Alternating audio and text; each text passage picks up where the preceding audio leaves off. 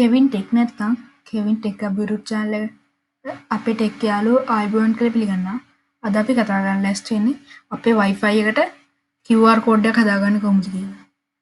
අපි මෙහෙම අපේ browser එක open කරගන්න ඕනේ. browser එක open කරාට පස්සේ ඔයාලට search කරන්න තියෙන්නේ www.qifi.com.org කියන වෙබ්සයිට් එකට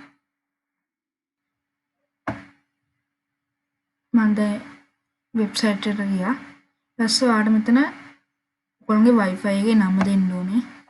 මම දැන් මගේ wifi එකේ නම දුන්නා. ඊට පස්සේ මෙතන ඔයාගේ wifi එකේ ඔයාලට ගියාම හොයාගන්න පුළුවන් ඔයා දැන්ට wifi එක ඔයාගේ ෆෝන් එකට ඇඩ් කරගෙන තියෙනවා නැත්නම් පෙන්වන details වලින්.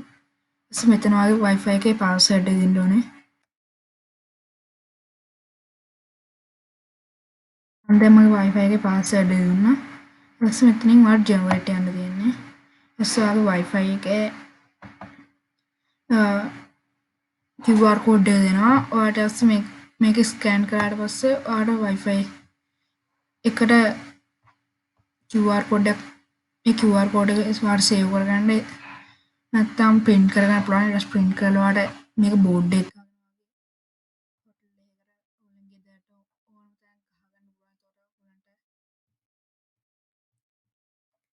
password එක කියනට වඩා ලේසියි.